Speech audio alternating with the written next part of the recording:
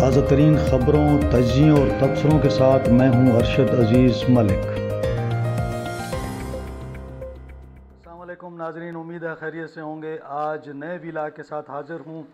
आज बजट के हवाले से बात करेंगे और इसमें एक खुशखबरी है, और खुशखबरी जो है वो यूनिवर्सिटीज़ के हवाले से है। जो प्रोफेसर्स हैं, जो वहाँ पे अमला है, उनके हवाले से है, उस्तादों के हवाले से है। तो ये खुशखबरी क्या है और जो यूनिवर्सिटीज़ का खसारा है उस हवाले से हुकूमत ने क्या फ़ैसला किया है, और जो कल बजट पेश किया जा रहा है उसकी क्या तफसीलात हैं। तो ये खुशखबरी सुनाने से पहले आपसे वही रिक्वेस्ट कि चैनल को सब्सक्राइब कर लें, लाइक कर लें, दोस्तों के साथ शेयर करें और बेल आइकान को प्रेस कर लें ताकि आपको नया व्लॉग मिल सके। तो जनाब अली, कल बजट पेश किया जा रहा है और सूबाई वज़ीर जो हैं आफ्ताब आलम वो इसको पेश करेंगे। चूँकि जो मुज़म्मिल असलम साहब हैं वो इलेक्टेड नहीं हैं, तो लिहाजा वज़ीर कानून को अब ये ज़िम्मेदारी सौंपी गई है और उनको सूबाई वज़ीर ख़जाना का ओहदा दिया गया है ताकि वो बजट को प्रेजेंट कर सकें।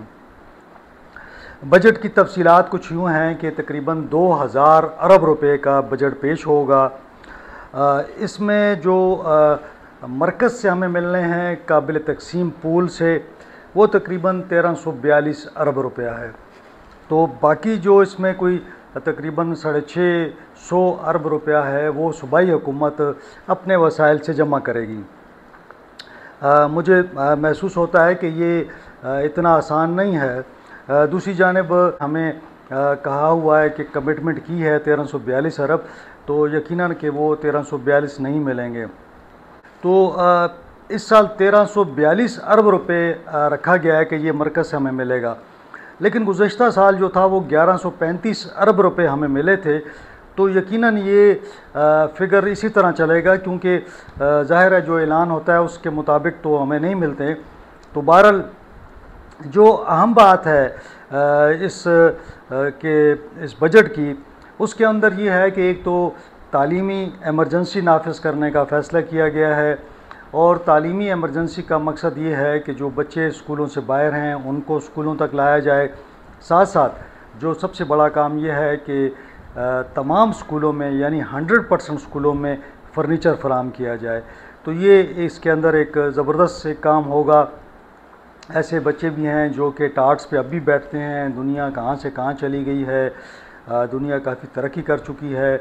हम अब तक स्कूल नहीं बना सके। अगर स्कूल है तो उसके अंदर पानी नहीं है, अगर पानी है तो बिजली नहीं है, बिजली है तो फर्नीचर नहीं है, फर्नीचर है तो उस्ताद नहीं है। तो अजीब गरीब सूरत हाल है।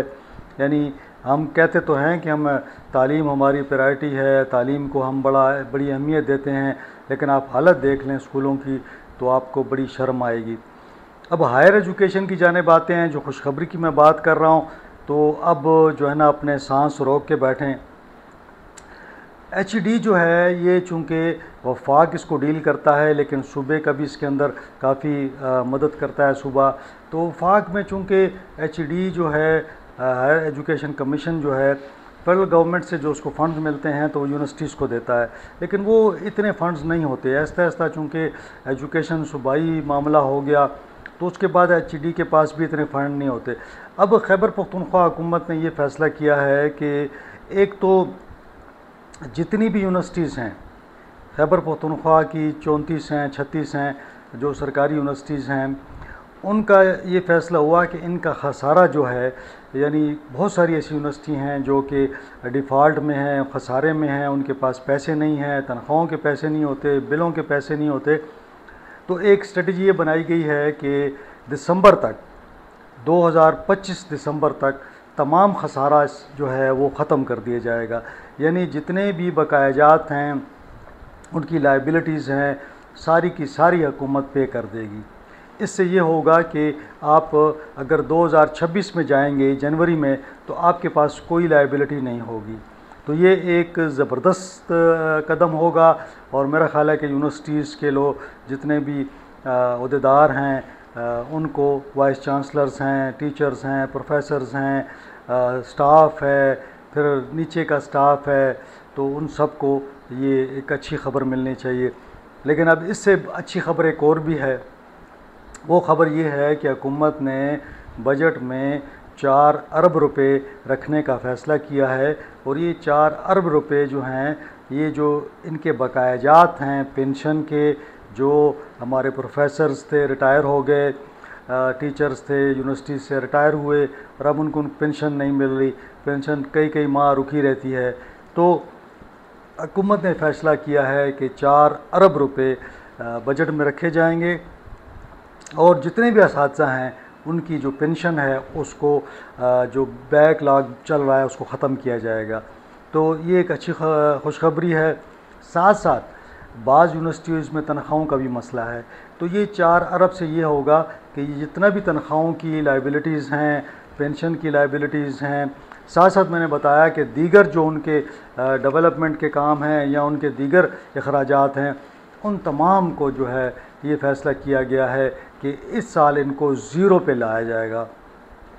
तो अगर ये 4 अरब रुपए मिल जाते हैं तो मैं समझता हूँ कि इससे ये पेंशन वाला मामला जो है, तनख्वाहों का मामला, वो तो कम से कम हल हो जाएगा।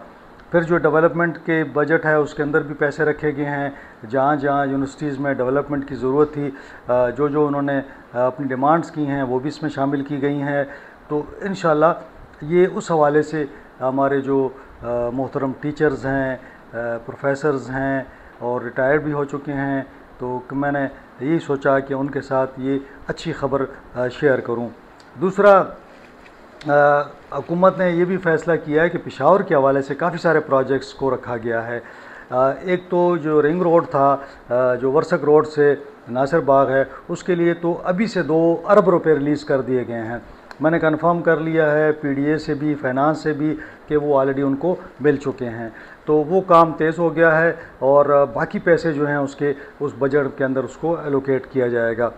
एक और जो बड़ा प्रोजेक्ट है न्यू पेशावर वैली का, उसकी जो अप्रोच रोड है कुछ 9.5 किलोमीटर की, उसके लिए इनिशियली 1 अरब रुपया रखा गया है ताकि उसको काम शुरू किया जाए, और जैसे वो काम शुरू होता है तो मज़ीद उसके लिए फ़ंड रखे जाएंगे। तो साथ साथ कोई तकरीबन 4 अंडर पासेस हैं पेशावर के अंदर, जहाँ जहाँ कंजस्टेड है और जहाँ जहाँ कंजेशन है, ये एरियाज़ हैं वहाँ पे ट्रैफिक फंसती है, तो उसके लिए ये 4 अंडर पासेस हैं। बाकी जो पेशावर का जो रिंग रोड है उसको भी थोड़ा सा खुला किया जा रहा है, उसके सर्विस रोड्स को बेहतर किया जा रहा है, उस पर भी ऑलरेडी काम शुरू हो गया है। तो इस तरह पेशावर के जो बड़े मंसूबे हैं इसके अंदर डाले गए हैं, और उम्मीद ये की जा रही है कि इस साल कम से कम पेशावर के हवाले से ये जो बड़े इश्यूज़ हैं इनको हल कर लिया जाएगा। तो आज के लिए इतना ही। इंशाल्लाह अगले व्लॉग में आपसे मुलाकात होगी। अपना ख्याल रखें, दोस्तों का ख्याल रखें, अपनी फैमिली का ख्याल रखें। मुझे इजाज़त दें। अल्लाह हाफ़िज़।